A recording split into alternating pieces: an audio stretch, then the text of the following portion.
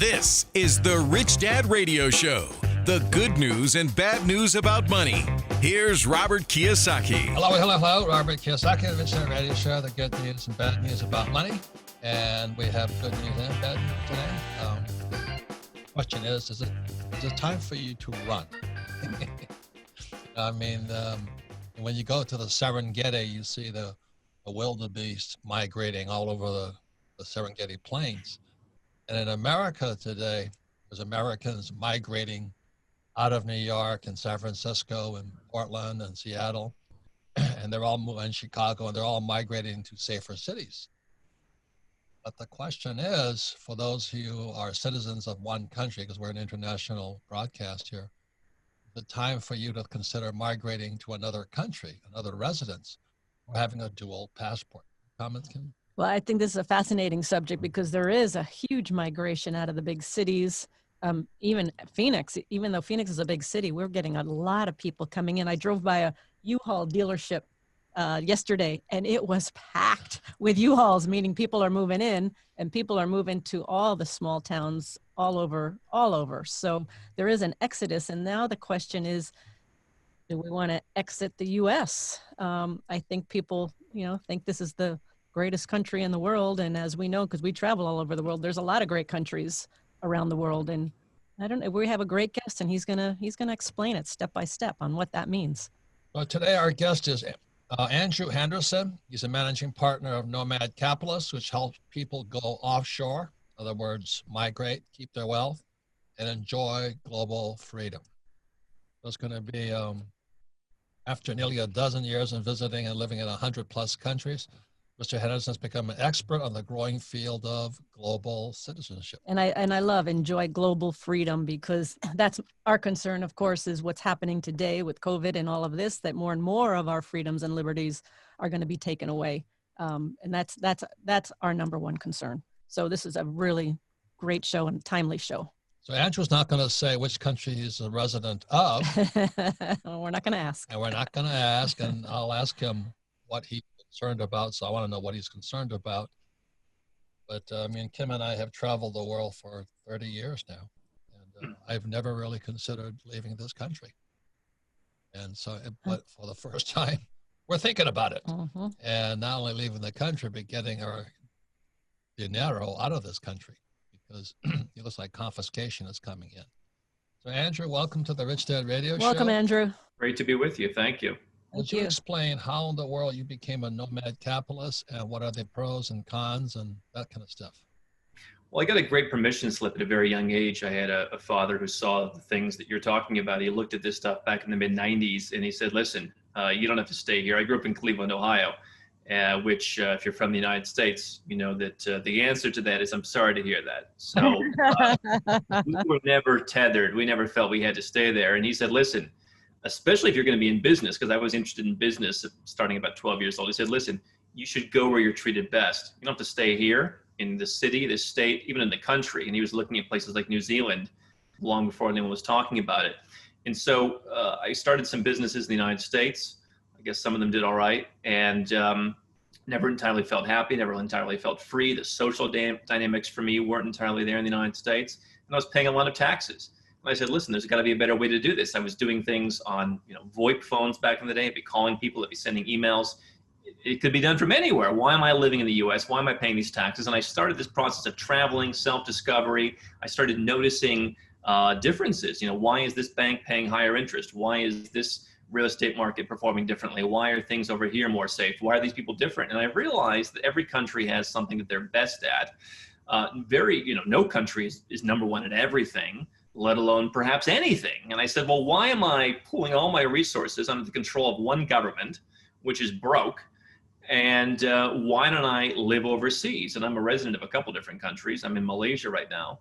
But, certainly it's different. A lot of people don't understand it, but it gives you a lot more freedom. And you get to choose the places for your banking, for your investing, for your real estate, for your passport, for dating, whatever it may be. Where am I treated the best? And I don't think most of us can say that, if we're honest, about any one country. That's correct. Kim and I travel to Australia a lot, and we always thought maybe someday we'd move there, but they shut down the whole country Yeah. And you look at that draconian legal systems, Right.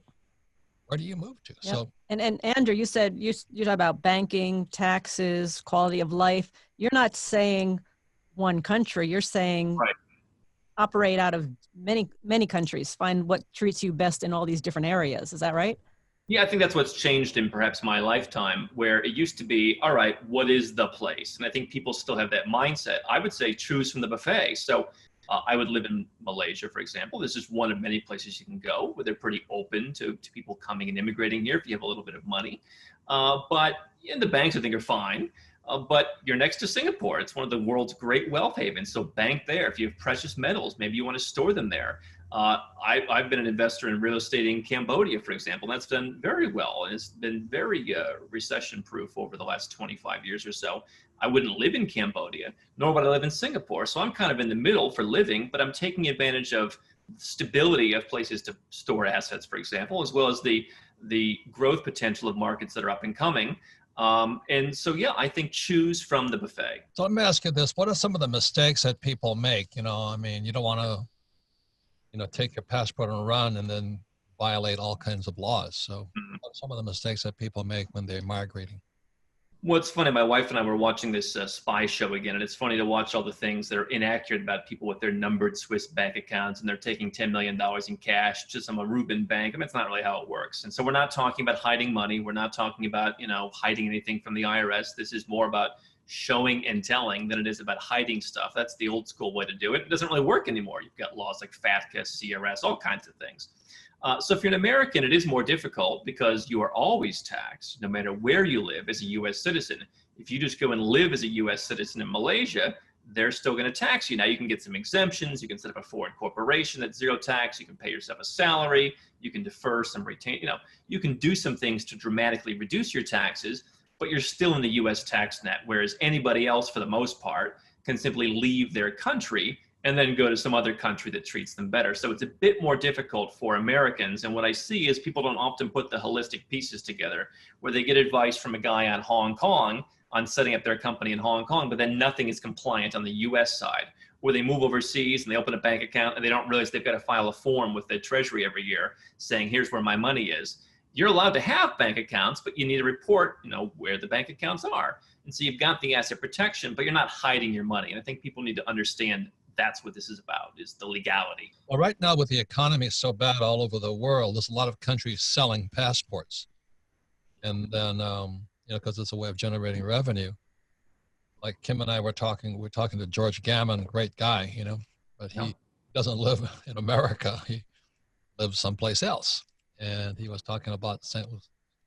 Lucia or St. Lucia. You can basically buy a passport there. Tell me, Andrew, where are some of the places to consider in terms of living, like quality of life? Yeah, so I'm a proud St. Lucian citizen. They're one of 5 countries in the Caribbean that's decided we're a small country. We'd like to raise revenue. The big high tax countries have come in and run out our offshore financial centers. That was how the UK wanted us to make money when we became independent. Now they don't like it anymore. So we need some other way to bring in revenue and build housing and do things for our people.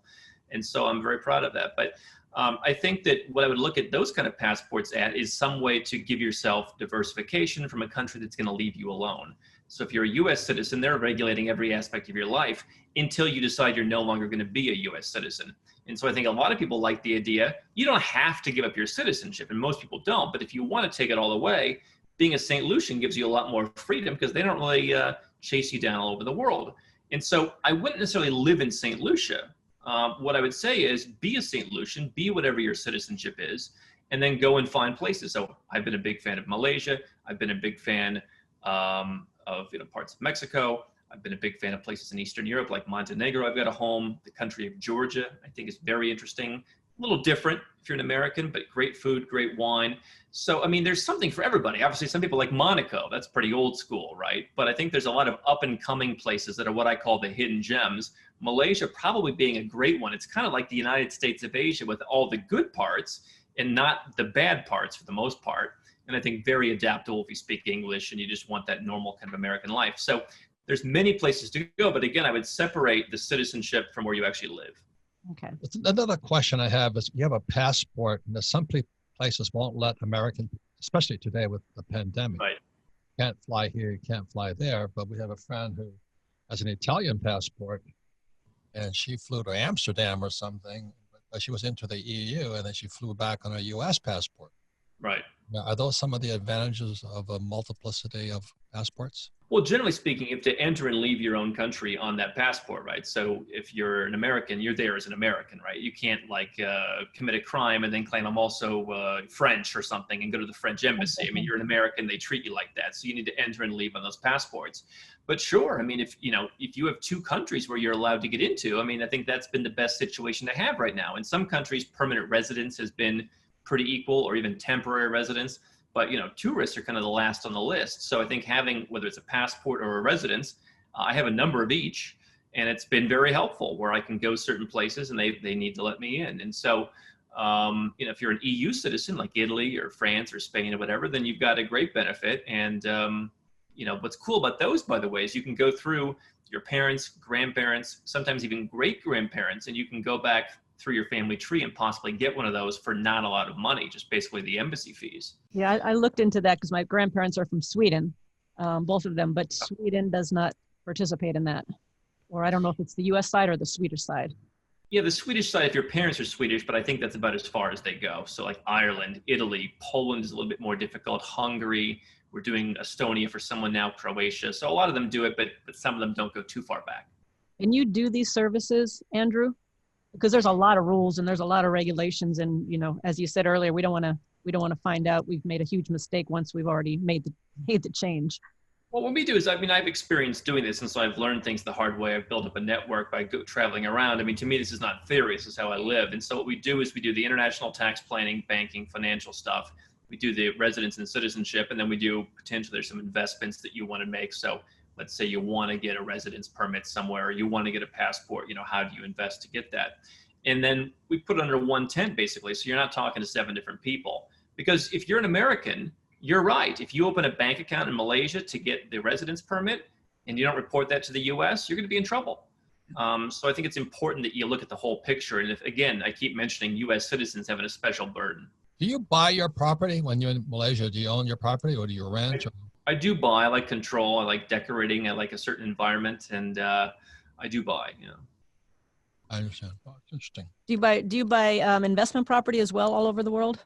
I have bought investment property. The challenge I have right now with this whole pandemic situation is, I'm looking at, maybe I shouldn't rent that property. I should just keep it in case I get stuck in that place. In case I'm flying through Turkey or something, I'm looking at some property in Turkey. I think there's some great deals, and I think people think it's really a disaster. And I think maybe it'll be all right in the long term. But, so I'm looking at that and saying I should rent it. But, maybe I'm flying from somewhere to somewhere and I'm going through Turkey, and there's a problem because people can't travel, and at least I have a place to stay. So I have done investment properties, but I like having a collection of places to live around the world. And I'll tell you, if you're looking for an escape plan, I've got a lot of people this year who are calling about that more than ever.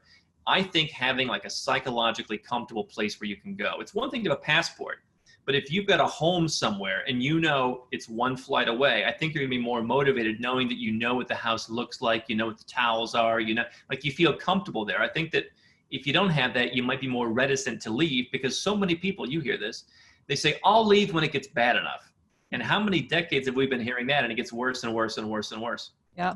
And I think too, for Americans, like for Europeans, for Australians, Asians, they're used to traveling to other countries so often. In the US, we're not. So many of us don't even have a passport. But what about the mindset of, it's like COVID, everybody's so afraid they don't go outside. Well, once you go outside, you find out, oh, it's not so bad. I'm not going to die. But with the US, to say, oh, I'm going to get residency someplace else, it's like almost like against the rules or the law or whatever. Well, there is that. And again, the media doesn't do any great service because, especially in the US, people just think, again, I watch these shows and you see the silliest comparisons. I've got a lot of people who are working for me in Serbia. We have great people in Serbia, and it's less expensive and they're getting paid a lot more than all their friends. But every time I watch one of these shows, it's like, ooh, the Serbian villains, right? You go to Serbia, these people, they wouldn't hurt a fly. So, I think it's interesting. I think that you need to dip your toe in. And I think one thing I've said is go and open a bank account somewhere. Go to a country like a Georgia or an Armenia or an Ecuador where you can get an account as a non-resident with very little money and just watch and just look and just see what happens with it. And 6 months later, when your money's still there, maybe you go to the ATM, you take out some money, you use the debit card, you just inch closer to feeling that this is okay. And then you file what's called the F bar in the US on your alongside your taxes, and okay, I'm doing this legally and everyone knows what's going on. I think that you can kind of dip your toe into this if you're not comfortable and feel more comfortable over time. So we'll come back, we'll be talking more to our guest is Andrew Henderson. He's talking about being a nomad capitalist. It's very interesting, exciting times. I never thought about it before seriously, but the more screwy it gets here in America, the more it becomes a consideration. So we're not just talking about America. I think the idea of being a nomad capitalist today, because of the way technology and the cell phones and banking works, why not? So we'll come back, we're talking more to Andrew Henderson. You'll find out more how you too may investigate becoming a nomad capitalist in this world. We're right back. Welcome back, Robert Kiyosaki, the Rich Dad Radio Show, the good news and bad news about money. Today our guest is Andrew Henderson. We're talking about being a nomad capitalist, and the idea you don't have a first passport, you start with that, but maybe a second passport for those who already have the first one. Anyway, you can listen to the Rich Dad Radio program anywhere, anytime on iTunes, Android, and YouTube, and please leave a comment whenever you listen to it. And all of our programs are archived at richdadradio.com. We archive them because we're an education company only. We don't sell or recommend investments, and we're definitely not recommending you get another passport and run unless you want to. But anyway, the reason we archive this is so you can listen to this program again, because you'll learn more the second time, pick up new things. But more important, we have friends, family member, and business associates who think it might be a good time to relocate or get another business someplace else in the world. This is your program. So go to richdadradio.com and listen to this program one more time. And Andrew he's also the author of the book Nomad Capitalists, and it's a book that discusses all the concepts of nomad capitalists, that discusses all about global citizenship. And I love, Andrew, what you call your 5 magic words: go where you're treated best. I love that. So to Robert's point, some people in their country, wherever they live, don't even have their own passport. Is that the first step? Well, I think so. And it's funny, I sold a property. I had 2 properties in Montenegro. I sold one of them, and we were trying to do everything through power of attorney. And the guy, it took us, a long time to sell the property because he was trying to renew his U.S. passport. But conveniently, right, they said, we're not issuing any U.S. passports for a while. And it took us, many months to get his new U.S. passport, to get the passport number, to make the power of attorney, to do the sale. So, if you can't even travel out of your own country, that's number one. And then I would say, number one, ask yourself, what am I willing to do? Do I want to save on taxes? If you're willing to live overseas for a majority of the year, if you're willing to move to Puerto Rico, if you're an American, you can dramatically, cut your taxes by anywhere from 70 to 90%, potentially even to 100% in some limited circumstances. Do I want to move my money? Do I feel comfortable with my money? I saw a report in the Great Recession, the last one. U.S. banks, 40th safest in the world. I don't know how many, could any of us name 39 other countries that are right? 40th. And so just going through and saying, what do I feel uncomfortable about? But certainly if you don't have a passport, you're kind of stuck.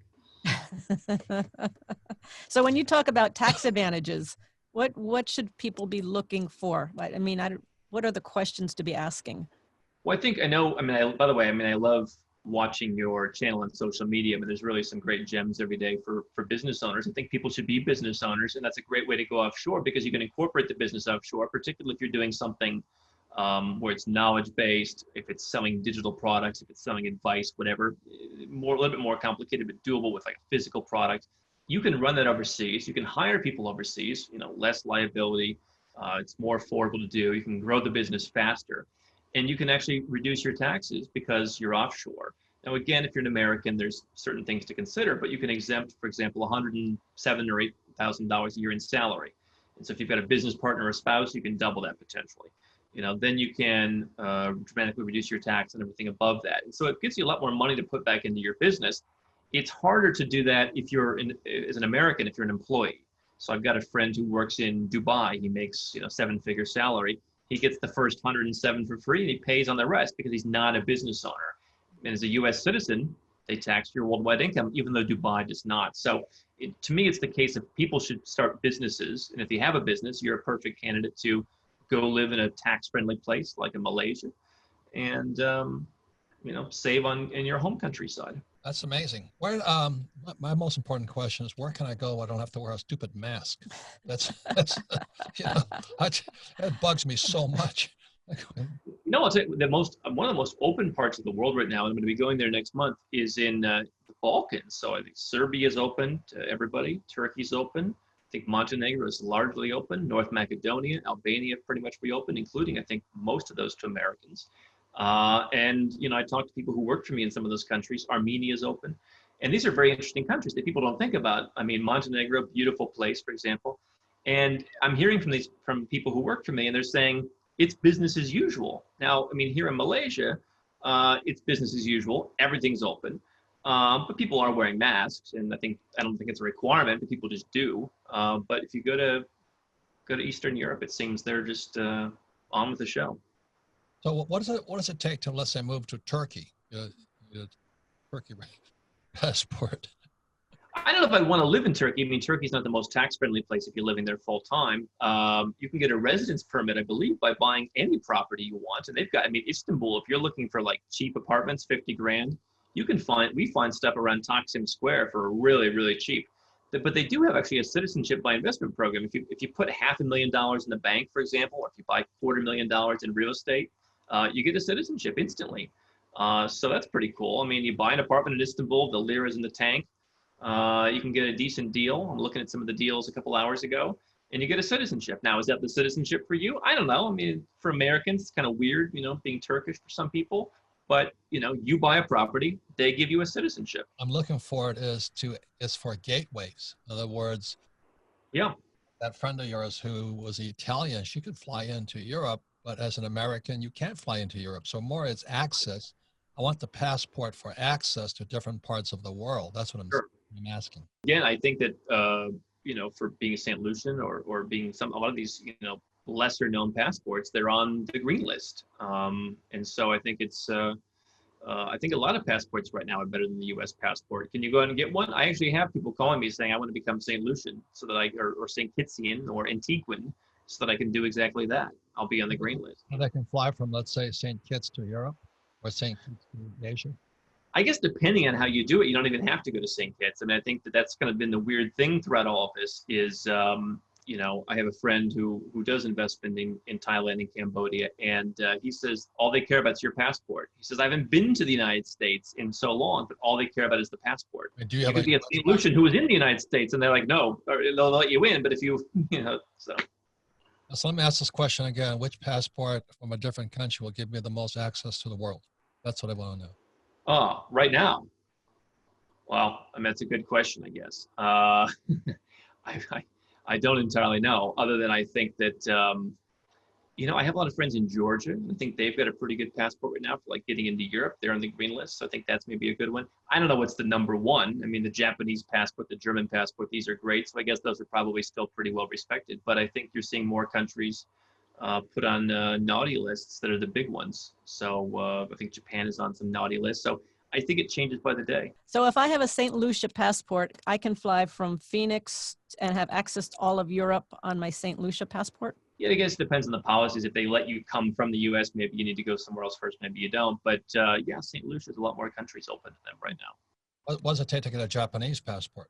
You look Japanese. I do. That's a really tough one. And we had actually a guy get it, and it was really complicated. And it was through ancestry and his parents and all that. And I guess if you go and live there, they've got a terrible tax regime. But if you go and live there and you learn the language and you renounce all of your other citizenships, I guess you can become Japanese. But it's really a tough one. It's really a tough one. And Andrew, when you talk about like giving up your citizenship because you've given up your citizenship, what's the number? Maybe the mindset or the ramifications. The ramifications. That's a better word of doing. I guess if you give it up and then you go and tell people on the Rich Dad and all the other great shows, I mean, maybe the ramification is when you go and ask to come back in, they don't like you so much. But for everybody else, I mean, I've had people who've renounced. They're British, they're New Zealand, they're whatever. In some cases, we help them get those passports through their family, and they come back no problems. I mean, the ramifications are you get to live your life. You're not filing tax returns anymore. You're not subject to the rules. You can pretty much do what you want. Pretty good benefit. I mean, listen, if people who come, they love their families, they can't imagine their families. I mean, my family comes, we spent last Christmas, they came to Mexico City and they had a great time. And I don't think 10 years ago they would have been open to Mexico City, but they trust now that I know what I'm talking about in terms of where to go. And we were perfectly safe. We had a great time. And I mean, if you have to really think outside the box, and you have to realize there's a lot of countries out there. Maybe you can go back to the US, maybe you can't. But nobody else really cares too much. I think people are afraid that, like, again, Malaysia is going to look at them poorly. Nobody cares. I mean, I went to the UK, for example, as a St. Lucian, and they asked some questions. They tend to ask a lot of questions at the UK when you go in. And they asked me about the whole story. And I think he pretty much put it together. But it's not his problem. It's not his business. And so they say, great, do we think you're going to leave within 180 days? Yes, come on in. We don't care if you're American or not. So I think it's a total mindset shift of understanding that, most people are pretty agnostic to all this stuff. How many passports do you have active? I think 4. I'm working on a couple. I've kind of become a bit of a collector, I suppose. And the reason for having multiple passports is it just gives you more flexibility, or is it place to go in case you get stuck? Yeah, I mean, at a certain point it becomes fun, I suppose. I think it's more flexibility. It's certainly more travel. I mean, you have some passports which are more aligned with the East, and some of you can go to Russia with one passport. Other passports are more aligned with the West, and so you can go there. And so you put them together, you get, great, passport potential. So, it's places you can live. It's places they have to let you in. For me also, I'll tell you, as a guy who didn't really feel entirely, like I belonged in the US, there's kind of a sense with 1 or 2 of them where it's like, you know what, like maybe this is a place where like I can, call home. I was looking at my own passport from my family tree, which is from Lithuania. And it's very difficult to get, and I've been working at it for years. But it's like, if I were to have that, it'd be like, this is my great grandparents, and I feel like this is an identity. So I think there's an emotional side to it. There's an asset protection side. There's a plan B kind of side, and there's a travel side. Well, Kim's niece, they operate out of Los Angeles and New York City, but they live in Lisbon. They just moved to Lisbon a couple months ago. What's the advantage of that? Well, people love Portugal. It's really been coming up. It's been really a great place. A lot of nomads are going. I think wealthier people going. We had some of the backpackers, and then the hipsters and people like that were going. But I mean, it's a beautiful place. You've got good weather. They have what's called the non-habitual resident tax regime, which is not quite as clean for Americans as it is for everybody else. But you can basically go there. There's a lot of tax advantages. You can work towards a passport. If you make an investment in the country, you can work towards a passport without even being there, which is pretty unique. That you spend 2 weeks a year in a European Union, what I call Tier A country, and 5 or 6 years from now you get a passport. I think they're even probably going to get rid of the language requirement. So that's pretty easy if you have anywhere from 280,000 euros on up to invest. But Portugal's become a great place to live, great tax advantages, interesting passport to get, and probably one of the more laid-back European countries. Okay, so how do people get in touch? Do you offer a service to guide people through this process? We offer a really boutique service. It's largely 7- to 8-figure entrepreneurs. We do what we call a holistic plan, so it covers all the bases of taxes and corporations, banking and all of that, residence, citizenship, tax residence, investing. I mean, everything goes into the pot, and we figure out how that works. And then we help people actually execute those plans with our network of people that I've developed over these years. If you're not ready for that, I tell people the first place to start is the book, because it's, there's no best place. I think everyone's looking for like a best place. Like, what's the number one place for this? There's no best place. It depends on so many factors. I mean, it literally could be, what kind of business do you have? Where are your employees? I mean, there's no one best place. But the book, which you can get on Amazon, talks about what's possible, what's not possible. And your website is nomadcapitalist.com, right? Yeah, it's nomadcapitalist.com. I think we've written close to 2,000 blog articles over the years. We've got 1,000 YouTube videos almost. So we put out a lot of free content. And the book, I think, probably amalgamates that. But nomadcapitalist.com, you can learn more about what we do. Perfect. So what's your, besides getting Nomad Capitalist a book, what's your final advice for that's great advice. The average person who's just considering running for the border? Well, I think you can start with whatever it is that you're comfortable with. You don't have to necessarily leave the country. You can have bank accounts, you can have investments, you can have a passport and never even leave your country. And I think understanding that, again, it's a buffet, it's a smorgasbord. You can pick the things that work for you. The other thing I would say is, how do I push past excuses? You can do this as a married, person. I do it. You can do this as a family. I have clients who do it. And so, I mean, not everyone, but some people have a reason for here's why I can't do it. Listen, go where you're treated best. It's human nature, quite frankly, we want to go where we're treated best. And just realize how many of us are going and looking at reviews for the sushi restaurant we're going to tonight. And we're being very meticulous about that. But we're not really thinking about what would my country get? What would my bank get? What would my investments get if they were being reviewed? And so I think if you look at go where you're treated best and you get rid of the sacred cows, I think you'll open up a lot of possibilities. Okay, well, Andrew, again, Andrew Henderson is the author of Nomad Capitalist. His website is nomadcapitalist.com. And we thank you for your wealth of information and encouragement. And I would say it's very practical, realistic advice. So thank you, Andrew. I would too. And I said, we'll be talking, Andrew. We'll be talking. Guaranteed. Thank you. Thank you for what you're doing. All right. So we'll come back. Kim and I will just wrap up on what's happening with running for the borders. We'll be right back. Welcome back, Robert Kiyosaki. I want to thank Andrew Henderson. He's the managing partner of Nomad Capitalist, and he's the author of the book, Nomad Capitalist, and his website is Nomad Capitalist. And once again, look at the Rich Dad Radio program anytime, anywhere on iTunes and Android and YouTube. And please leave us a note if you like it. If you don't like it, we want to hear from you. Say what you want to say. And all of our programs are archived at richdadradio.com. We archive them because we're a purely educational company. And if you listen to this program one more time, you get whole new insights as to what this guy Andrew is talking about and what the possibility. But most importantly, what a unique life the young man has. I mean, he is just floating around the world, doing business throughout the world, just like your niece. Laura and Andrew. They're in Portugal right now looking for new adventures. Such a different world. And they work out of New York and L.A. And that was their plan. That was not their plan since COVID. That was their plan before COVID. COVID actually delayed them going over there. But all of a sudden, their attorney said, you've got this little window. You can get on a plane. And this was in July. And they hopped on a plane and they are there and they're loving it.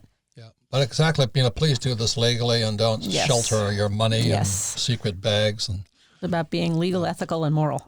Kim has met a couple of my hoodlum friends that I went to high school with, and they spent some time in Peru as guests of the Peruvian government. But the reason I think this show is so timely is, with all that's going on with COVID and the politics and the election and figuring out what's true and what's not true, what's real, what's not real, it just looks like we're going down this road of losing more and more of our freedoms, more and more of our liberties, getting more taxes upon us.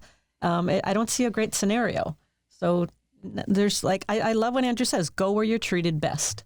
I love that. That's really a great statement. Another thing is, what happened when COVID hit, gun sales went up. Yeah.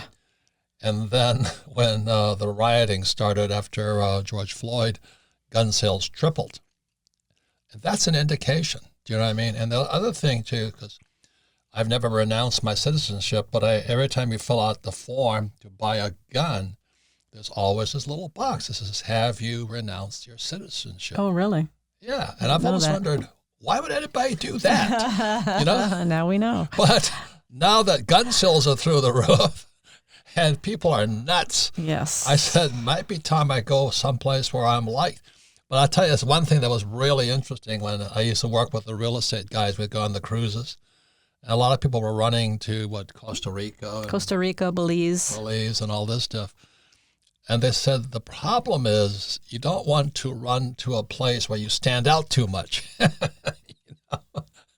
So, and I talked to this guy from Argentina. He was a character. Well, he says, hey, when the economy collapsed, you had to go gray. I said, what do you mean gray? So Argentina collapsed, and America's collapsing right now. Same thing as Argentina did 10, 15 years ago. And they went back to collapsing. But he says, you have to go gray. I said, what do you mean by that? He says, you cannot have anything nice. You have to look gray. Like you cannot drive a out. nice. You cannot drive a nice car. Oh, there goes your red Ferrari. There it goes. No Ferrari. My Rolls Royce sits out here. You cannot wear nice watches, nice bling. He says, when the economy collapses, you want to go gray.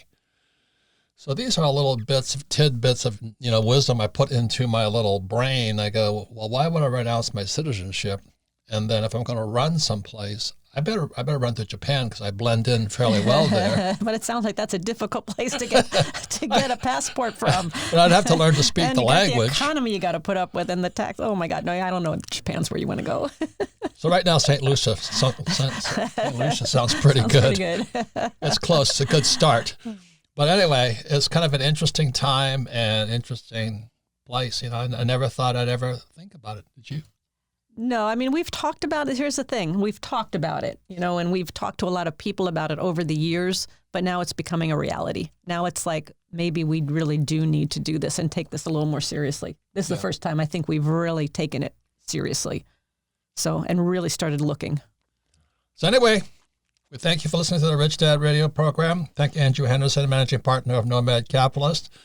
And like I said, I thank you for listening to Rich Dad Radio, because all we want to do is about the good news and bad news of what's going on in the world. And we just offer people different points of view and different possibilities. It's an exciting new world. So I like what Andrew said. Please check him out. The book is called The Nomad Capitalist. Thank you for listening to the Rich Dad Radio Show. Thank you.